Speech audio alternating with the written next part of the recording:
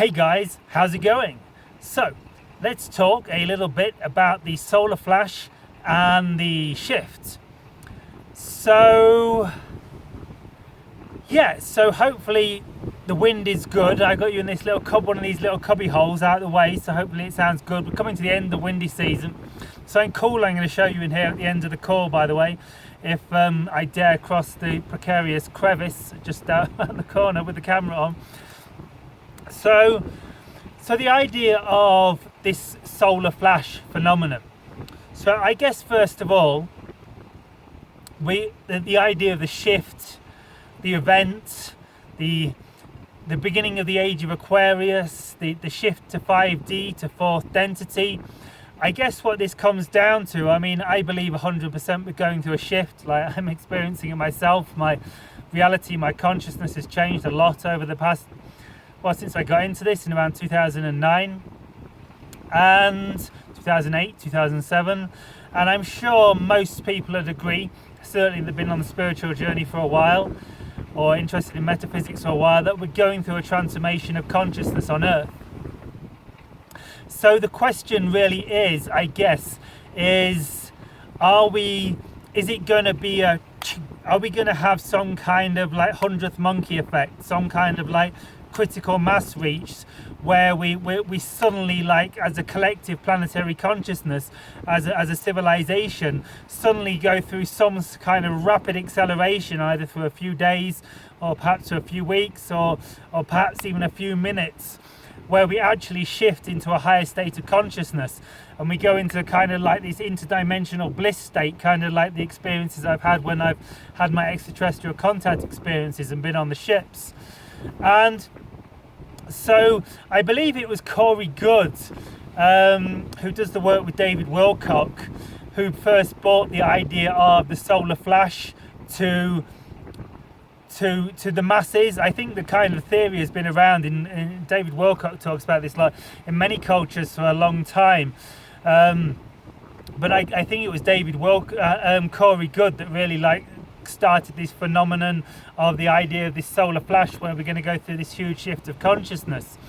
And I think Corey says that it's going to be some kind of like very, very powerful emanation from the sun, from our soul, our beautiful soul star. Like just suddenly, like the sun emits a huge, like much more than just like an X-class solar flare or something, but it's going to reach some point where it's just going to give some huge burst of probably electromagnetic energy, and it's going to cause a drastic shift of consciousness in humanity. I believe Corey says that it's like people who are like more peaceful, more serene, more spiritually oriented, more heart-centered, more compassionate will become more so. They will experience it very positively. Apparently they did experiments in the secret space program, according to Corey, where they exposed people to these kind of high frequency electromagnetic, I believe they were, frequencies, energies that they believe will be similar to what occurs during the solar flash. And they observed different people to see how they reacted to it, and they see that people that were very selfish, very self-centered, very like angry, stressed out people, like didn't deal with it well at all. Like they got like much worse. They had very negative side effects. But the people who were very loving, compassionate, heart-centered, like more conscious, more awake, like actually had very blissful experiences from it, from what I understand. So you guys watching my channel, we should all be fine, guys. So the Yahyel, so I channeled the Yahyel in. If you check out my live stream, like I've done like 3 live stream channelings recently on Saturdays. The three ones ago, it's like from 2.5 weeks ago, I think it was the first one I did. Someone asked this question about the solar flash, and excuse me, and the Yahyel answered that it was likely that there was kind of a spectra, a scale from what they perceived was likely to occur, right from an intense solar flash, something very similar to what Corey Good speaks of, where the sun suddenly emits a very high powered solar flash, very similar to what Corey explains. Or they said it could just be like a rapid series of X-class solar flare, super high class solar flares, like the top of the scale, like we're used to, like X-class, like X10 or X12, I think it is, something like this, according to the space weather spectrum or whatever it is. It could be a series of very powerful X-class solar flares, nothing we haven't seen before, but perhaps to see so many one after another would be a first on planet Earth. And I guess they were saying, kind of similar to what Corey was saying, they were saying that like basically they were saying that like it's gonna like wipe our minds. This sounds really negative, but it's not negative at all, it's very positive. So if you've spent time meditating, or you've been doing spiritual practice for a while, you follow teachers like Eckhart Tolle, Muji, these kind of teachers, they talk a lot about like quieting the physical mind and coming to a state of consciousness. I believe Eckhart Tolle, he calls it to be conscious, is to be aware without thought, and to be unconscious, like spiritually speaking, is to be lost in your mind all the time and like constantly attached to thought, and like a lot of humanity still is, and I am some of the time, and humanity has been for many thousands of years. And excuse me. And so yeah, and what's going to occur is the electromagnetic field that is given off in this either series of powerful solar flares or a big solar flash is going to it's going to bring us to a state of Zen. Like, this is the essence of Zen, that, you know, people, it's very popular these days to call it a Zen state of mind, where you're very peaceful, very centered, very focused. So it's going to create automatically in us a Zen state of consciousness. It's going to bring us to a 0 point, to an empty mind, to an empty state of consciousness. And the Yahyel was saying, like, for people that like have done no spiritual practice, no meditation, and not used to this, they'll have this experience, but it might be kind of disorienting for them. It'll probably be quite pleasant for the first few seconds, because they'll go into a bliss state, but after that they might like their mind will want to come back in. So they want like if you've had the experience in meditation, like where you come into a Zen state, a state of conscious pure awareness for a period, like after a while your mind starts like nagging at you, doesn't it? Like, shouldn't you be worrying about this? Shouldn't you be it like starts doing anything to to reclaim your attention and to regain your focus with the physical mind. And so the people that are more advanced spiritually and more into meditation and more conscious, more awake, I guess, will experience this. They're more likely to be able to sustain the Zen state, the awakened state, perhaps permanently after the solar flash, and be permanently shift into the enlightened state of consciousness, I guess we call it. And those people who are less conscious and less into spiritual practice, less experienced in meditation, and less used to the Zen state of consciousness, it will likely, the mind will come back in, it'll fight its way back in, and they'll struggle to like maintain it, but it'll be an initiation for them, and they will come to get they'll be like their first awakening. And so it'll be like me, like 13 years ago, 2008, 2009, when I had my first awakening experience, where you spend the rest 7 years of your life trying to get back to that experience, because it was the most amazing you've ever felt in your entire life. So that's the kind of idea. And so one of the reasons, just coming at it from a kind of mental, scientific, psychological perspective, that I believe that this is likely to occur is, like, firstly, like, it can be a bit hard, like, when you think about it with your mind, you know, it's not going to happen, oh, don't be ridiculous, like, life's just going to be boring as ever. And there's bound to be people, a few of you watching this video, thinking that. And so but when we understand, from one perspective, from my perspective, like I've come to see that like life is nothing like we thought it was. Like I've had these ET contact experiences on the Yahyel ship, on the ET ships, where it feels like going into another dimension of reality, where I have like missing time, and then I'm in a different part of the forest, and these fighter jets flying around my head, and I feel like I've like gone into another dimension, almost like died, gone into heaven, and then being reinserted in physical reality. Is very quite similar, because it was a very heavenly experience being on the Yahyel ship. And it's completely bizarre. And like when I have a lot of the UFO sightings, it feels like I go into another dimension of reality. You go into a state of oneness when you realize you are the reality you previously thought you existed in, to quote Bashar. And so reality, so when we come to understand that like reality is much more expanded, much deeper than what we thought it was, like we can, and like, you know, what our previous thoughts about what reality was, you know, like what an average scientist, we go blah blah blah blah blah blah blah blah blah. This was just built by the Incas, blah blah blah blah blah blah. But this was built by the Incas here, I think. But there's other stuff that's way more advanced that I don't believe was. And they'll come up with all sorts of reasons to validate their own beliefs, because they're terrified that their own beliefs may be wrong. So they'll just look for reasons to validate their own beliefs rather than being objective and looking at the evidence. And so and this kind of validates the likelihood that Corey Good is telling the truth. Of course, there's a possibility that like he was fed a load of disinformation by the secret space program, because they were able to see into the future and knew that he was going to become a whistleblower. So they think, well, we'll feed him a load of garbage as well mixed in with it, so that no one believes him. So, but I do believe like likely Corey Good is telling the truth. My higher self has kind of pointed me in that direction, that he's telling the truth, and it just went 12-12 on. I got more confirmation then. It went 12-12 on the timer on the camera, which is a positive sign that things are correct. And so, and also, yeah, it's like I learned a lot by reading a book called the Kybalion, and the Kybalion is a text that I believe was the ancient wisdom of Atlantis, and this was passed down through the ages through teachers like Thoth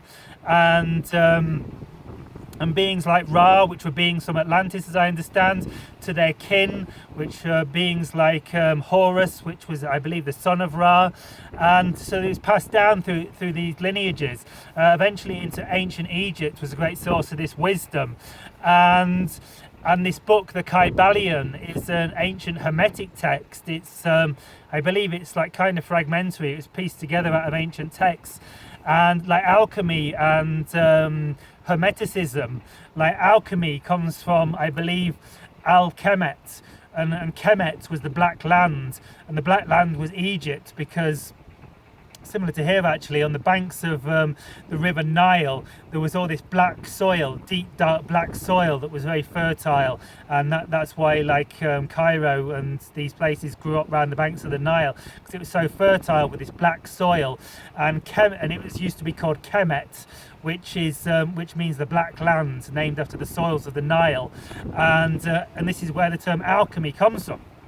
And so, and it's really fascinating when you get into like the alchemy and Hermeticism. I suggest you look up a book called the Kybalion, which is perhaps the most complete text I'm aware of that describes this science, because it makes a lot of sense when you start reading it, when you've got some metaphysical knowledge and perhaps also some scientific knowledge. It's really amazing, because chemistry also comes from Kemet. This is where chemistry comes from. I mean, alchemy, chemistry, it's virtually the same word, isn't it? And so in the Kybalion, it's like to us what we call metaphysics or mystical experiences or like spirituality and like woo woo woo all out there. To them, they understood the science behind it, and so to them it was just a science, like how to like a lot of this technology, these rocks they built around here. And there might be an example down here actually, guys, synchronistically I'll show you at the end of the call, how they used to cut the rocks, like all this high-tech architecture I've showed you at the site over there, where these sites, these rocks, stones appear to be locked together to form produce these amazingly intricate walls and look like they've been cut with a laser, and they fit together so close that they don't even need mortar, which we can't even do today. It's way more advanced than anything we can do today. And so I'm thinking of all the skeptics, like what's the argument? But let's not go there. And so as I understand it, how they actually did this, they would actually dematerialize the stone. This is how they literally understood the laws of reality and how to use consciousness to such a degree, and how consciousness and physics are integrated, that they were able to actually dematerialize the rocks, dematerialize the stones, and this is how they got this laser sharp edge and was able to fit them together. And apparently, and some of the huge ones like Sacsayhuaman, which I'll make a video about at some point, not too far from here, just outside Cusco, like there's individual stones, and they're the size of small bungalows, like small one-story houses, and these are the individual stones. And so it's likely, I believe, they levitated these into place as well. And so how they did all this was it was not magic, it was not mystical, it was not woo woo woo woo woo. It was science. They had a much more advanced knowledge of science, of the nature of reality, than we do today. And this is explained in the Kybalion. A lot of it is explained in the Kybalion. They don't tell us how to levitate rocks, they don't tell us how to dematerialize rocks, but they explain the theory behind it, and it all makes a lot of sense. And so what the point I'm getting to is that everything has everything like is raised as something raises in frequency, it gets to a threshold point where it changes, it goes to a radical state of change, a radical change of matter. For example, like water, when it's very cold, it's a very low frequency because the molecules in it are resonating very slowly, and so that is ice. And as you heat up water, the molecules begin to resonate faster and faster inside it. This is what, as I understand, to the best of my scientific knowledge, I'm fairly sure this is correct. Any scientists out there, correct me if I'm wrong, but I'm fairly sure this is right. I did study chemistry at A level, so it's worth it after all. And so as you heat the water up, the molecules begin to resonate faster and faster, and it begins to melt and eventually turns into water. And then you heat the water up further and further, and the molecules resonate faster and faster, and they eventually turn into steam.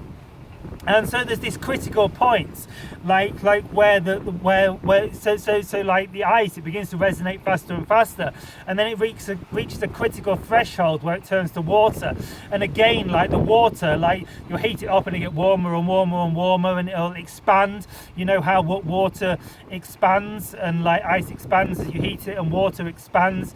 Actually, ice expands as you freeze it as well,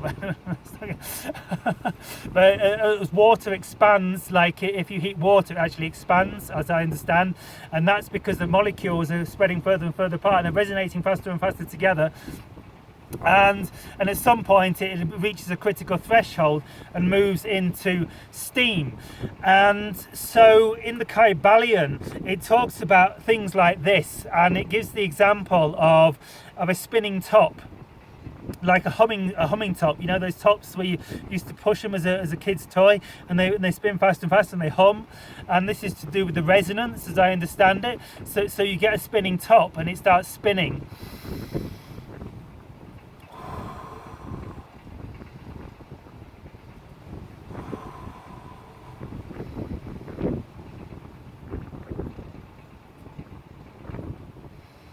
And initially it starts to give off a low hum when it's spinning at a low speed, and the faster it spins, it gives a higher and higher frequency pitch. It's because it's resonating faster and faster, and its frequency is increasing, and it gets higher and higher, and so it goes from a low hum, low frequency, to a high hum, high frequency. And if you manage to spin it faster and faster and faster and faster, eventually it would begin to get heat, and it would begin to glow red. Because you're spinning so fast, it would begin to glow red. If you could spin it so fast at an incredible speed, it would begin to go white. It would go through the spectrum, it would be at a higher and higher frequency. And so you're spinning it faster and faster, and if you spun it so fast that at some point it'd begin to melt and turn into a different state. And I believe if you spun it, you manage to raise the frequency more and more and more and more, eventually it'd probably like evaporate and turn into another state of consciousness. So you've got all these critical thresholds and these different frequencies, like where it goes from a low hum, and so the point is that everything in creation is a frequency. Everything in creation is a vibration. And apparently there's also, like when you vibrate sand, when you reach a certain frequency, it'll suddenly change form and shape a new pattern. And so what I'm getting to is the point that everything in creation, it like changes form the higher and higher frequency it goes. And at some point there seems to be a critical threshold where it goes to a sudden radical shift and it'll suddenly change form, like the water into steam, into a different state of being, into a different state of matter, a different state of consciousness. And so this is why I believe it's highly likely that the soul is interesting. I'm staring right at this super bright sun while I'm doing this. Like this is why I believe that, like, scientifically, when you understand metaphysics and when you understand how frequency, and when you understand physics, normal physics and normal chemistry, that and this affects everything in creation, and this is how we become enlightened. It's like you can meditate a long time and you can do lots of spiritual practice, and then at some point you tend to get like a breakthrough where you're just like snap, and you're all of a sudden your mind will just drop into the background and you'll transcend your mind and you'll come into like a state of pure awareness, and you'll go into bliss and you'll feel like, whoa, I am God consciousness having a physical reality. Why was I worried about all that stuff for so long? This is the most amazing. It seems to come to always come at a critical threshold. And not for everyone, I know, but this always seems to be for a lot of people. If you've had a spiritual experience, you might notice that you're doing a lot of spiritual practice, you seem to be making progress, but at some point you seem to reach a critical threshold and you'd snap into a higher state of consciousness. So, higher states of consciousness. So I promised you I'd show you this, guys. So apologise about the I'm getting a bit nervous here because it's a bit of a dangerous drop and there's just like this really narrow pathway. So focus Trinity. That's okay. It's scary when you look over the edge. So yeah, what I'd like to show you, I was talking about how they would dematerialize the rock, the stone, and there might be an example here of dematerialized rock. I'm not sure, it's hard to say, it's not the most advanced stuff I've seen, but all these sites seem to be built around these dematerialized rocks. I'm going to climb down here with the camera on, guys. This could be amusing.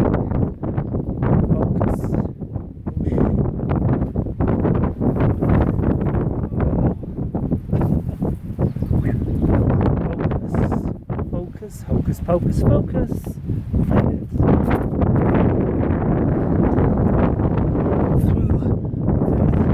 How tall are these people? Yeah, and so this is it, guys. Like clearly this whole, you see this a lot around here, like a lot of the so even like those super advanced ruins I've showed you in other places, they seem to be built on even older structures. So I believe they were 10,000 years old, something like this, and they seem to have been built on even older structures. And the even older structures look a lot like this. I've seen this kind of thing a lot. Often it's cut out a lot more accurately, and who knows, it might just, it could have just been made by the Incas, it could have just been chiseled out, but it looks very different, doesn't it? Like this is the Inca dwelling, and then there's just like this rock, and it's really that you see it elsewhere. It's a representation. I see this elsewhere, like there's this kind of stuff. It's super interesting. And this is where there's like stairways cut out the mountain that just go into the wall. They just go into the side of the mountain. It's like, why would you cut stairs out of a mountain like this? And they're often a lot more precise, a lot more accurate. And then there's like portal doorways, very similar to like this, and some of them are laser-like precision. There's a site that I was going to walk to, but I think it's a lot further away than I realised, and where it's total laser-like precision. It's the one, if you've often seen picture of me doing channeling with the cap on, and I sit down with like the Bashar Davalanka Hawaii shirts, and there's like this laser precision temple behind in the background. So it's this kind of stuff, and I can tell you guys the energy is incredible here. I do think this is some of the ancient stuff. I'm not sure I should even sit on this, it's that sacred. Like, and I'm fairly certain the Incas built this complex here because of this. And the energy is absolutely incredible, guys. It's like, actually the energy feels like it's reminding me of the energy of being on the extraterrestrial ship, on the Yahyel ship that I went on in 2018. I talked about quite a lot recently, and it feels like a portal. Definitely feels like a portal. My consciousness is shifting. Maybe I get my legs up on here and I'm completely in the portal. So maybe this video never makes it. Maybe I disappear into another dimension.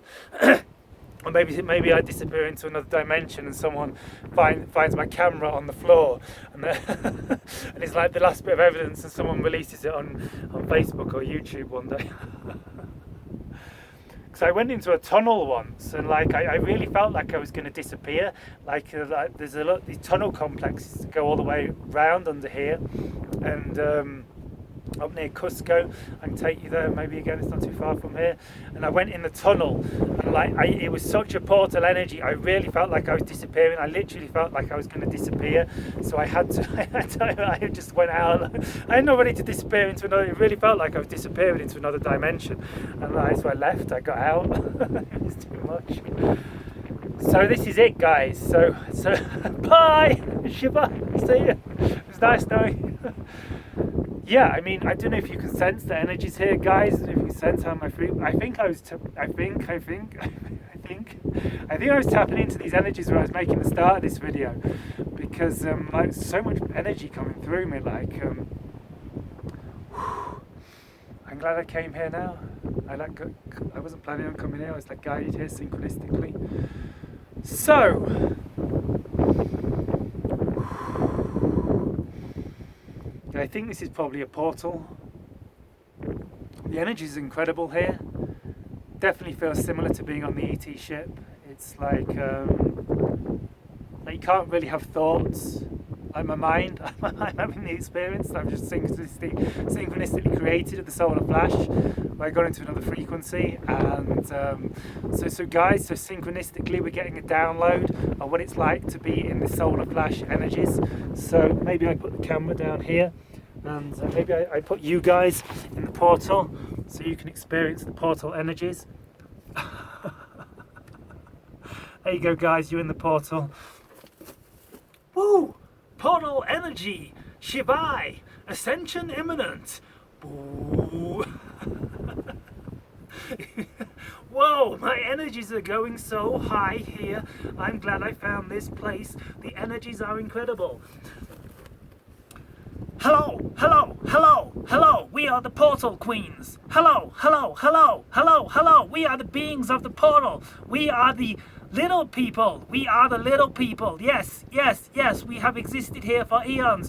We are still here. We still use these portals. You can't see us, but you will come to see us more over the coming months and years. We have been in your world for a long time. We are the little people. We are the little people. We are the little people. We are coming. Shivai, hello. Shivai, hello. Hello, hello, hello, hello, hello, hello, hello. We are the little people.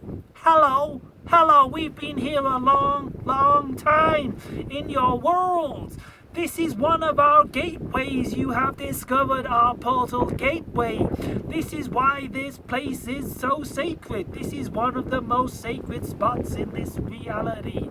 Hello, hello, hello, hello, hello, hello, hello.